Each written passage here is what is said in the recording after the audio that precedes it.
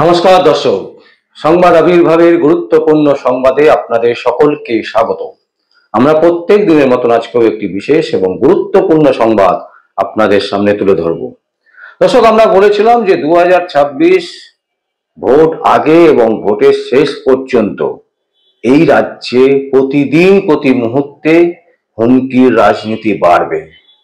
তৃণমূল কংগ্রেসের সুপ্রিমো মুখ্যমন্ত্রী মমতা ব্যানার্জি তার নেতৃত্বে এই ঘটনা দিন দিন বৃদ্ধি পাবে এবং শুধু তাই নয়, পশ্চিমবঙ্গে একটা অশান্তির পরিবেশ তৈরি হবে, পরিণত করা হবে বাংলাদেশের মতন একটা দেশ যেরকম হয়েছিল ঠিক সেই রকম বাংলার পরিস্থিতিকে তৈরি করা হবে মুখ্যমন্ত্রী মমতা ব্যানার্জির নেতৃত্বে। কারণ তার চলে যাওয়ার একটা বড় সম্ভাবনা তৈরি হয়েছে এবং তিনি ভালো মতন বুঝতে পারছেন যে পশ্চিমবঙ্গের সাধারণ মানুষের কাছ থেকে হাজার হাজার কোটি টাকার যে দুর্নীতি হয়েছে তার একটা বড় অংশ কালীঘাটে দুটো জায়গায় পৌঁছেছে। এক হচ্ছে শান্তিনিকেতনের বাড়ি, আর এক হচ্ছে টালির চালে।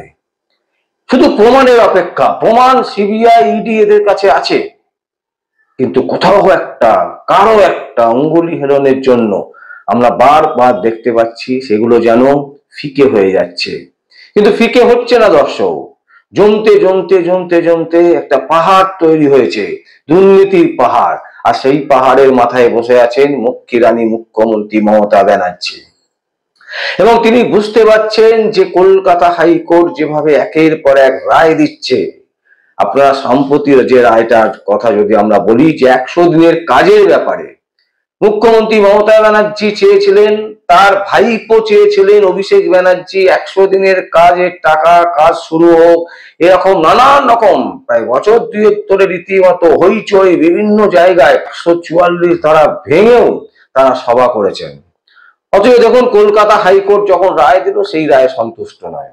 তার কারণও আমরা দেখিয়েছি যে কেন কলকাতা হাইকোর্টের রায়ে সন্তুষ্ট নয়। কারণ কলকাতা হাইকোর্ট স্পষ্টভাবে বলে দিয়েছে যে কেন্দ্রীয় সরকার পুরো নিয়ম মেনে টাকা দেবে এবং সেই টাকা যাতে যাত্রার অ্যাকাউন্টে না যায় সেটার দায়িত্ব পুরো নেবে কেন্দ্রীয় সরকার। এবং যে দুর্নীতি হয়েছে 100 দিনের কাজে, সেই দুর্নীতি নিয়ে যেভাবে তদন্ত চলছে সেই তদন্ত চলবে। এবং তাতেই কিন্তু মুখ্যমন্ত্রীর মুখ ফিকে হয়ে গেছে। এবং যে কারণে আমরা বারবার করে বলছি দর্শক, যে এই পশ্চিমবঙ্গে 2026-এর ভোটের আগে এবং শেষ পর্যন্ত, ভোট হয়ে যাওয়ার পর, চলে যাওয়ার পর পর্যন্ত মুখ্যমন্ত্রী যতদিন না যাচ্ছে এবং চলে যাওয়ার পর একটা বেশ রেস থাকবে এবং একটা বিশৃঙ্খলা তৈরি করে দিয়ে যাবে এই রাজ্যে।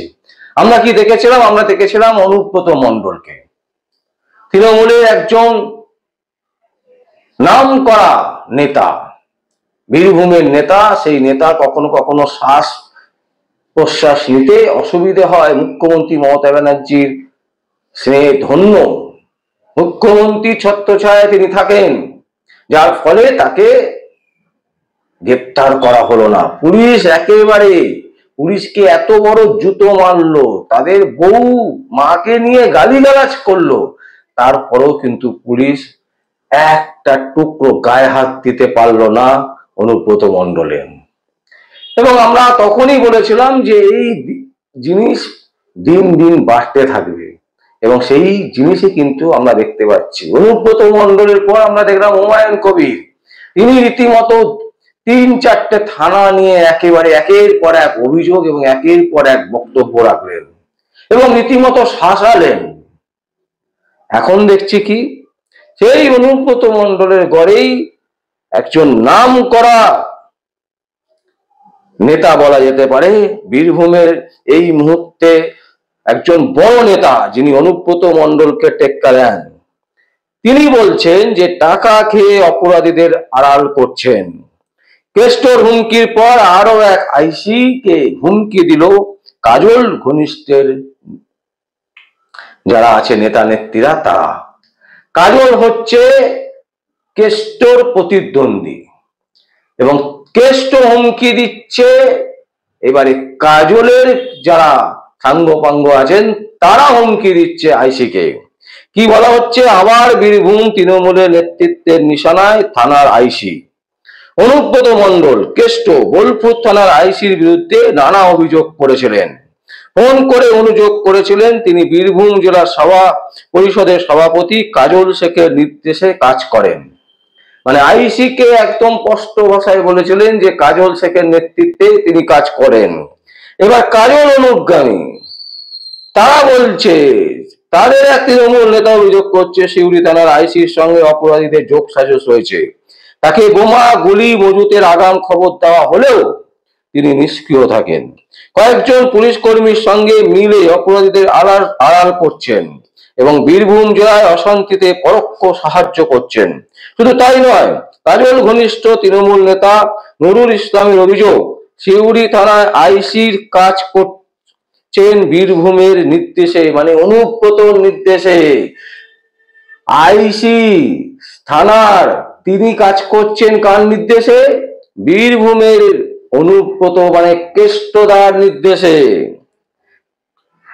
বোলপুর থানার আইসি কে অনুব্রতর হুমকির ফোন গিয়েছিল এবং সেই নিয়ে শোরগোল হয়েছিল এবং পুলিশের কাছে যে অডিও ক্লিপিং ছিল সেই অডিও ক্লিপিং ভাইরাল হয়েছিল এবং তারপর অনুব্রত স্বীকারও করেছিল যেটা তারই বলা এবং তিনি ক্ষমা চেয়েছিলেন, স্বীকার করে নিয়েছিলেন ওই কণ্ঠ তার। তিনি পুলিশ সহ সমস্ত মহলের কাছে ক্ষমা চান। কিন্তু তার আগে বোলপুর থানা আইসির বিরুদ্ধে প্রায় যে অভিযোগ অনুব্রত করেছিলেন প্রায় সেই একই অভিযোগ করলেন তৃণমূলের সিউড়ি 2 ব্লকের সভাপতি নুরুল ইসলাম। তার নিশানায় সিউড়ি থানার আইসি। এবার নুরুলের দাবি ওই আইসি বোলপুরের নির্দেশে কাজ করছেন। অভিযোগ সূত্রপাত একটি বোমা বিস্ফোরণ ঘটনা থেকে। মানে আমরা কি দেখছি, তৃণমূলের এক গোষ্ঠী আরেক গোষ্ঠীর বিরুদ্ধে ঝামেলা এবং সেই ঝামেলা থেকে আইসি কে হুমকি। এবং শুধু এটা এক জায়গায় নয়, বিভিন্ন থানাতে এই ঘটনা ঘটবে।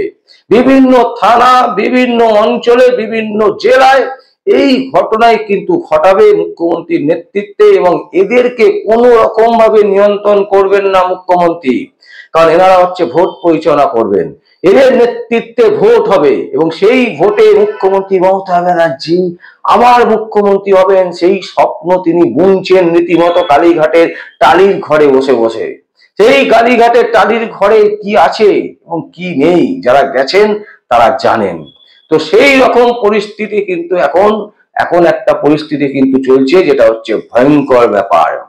বারবার করে আমরা একটাই কথা বলছি এবং বিভিন্ন সূত্র যেটা দাবি করছে 2026-এর আগে এবং 2026-এর পরে চলে যাওয়া এবং চলে না যাওয়া পর্যন্ত, ভোটের আগে এবং ভোটের পরে দীর্ঘ 1 থেকে 2 মাস 3 মাস পর্যন্ত এই পশ্চিমবঙ্গ একটা অশান্তির জায়গা তৈরি হবে এবং এখানে নানান রকমের ক্রিয়াকলাপ চলবে, নানান রকমের দুষ্কৃতি করা চলবে, নানান রকমের দুর্নীতি পরায়ণ চলবে। সমস্ত কিছুকে একেবারে মদত করবে মুখ্যমন্ত্রী মমতা ব্যানার্জি, তাকে প্রমোট করবে।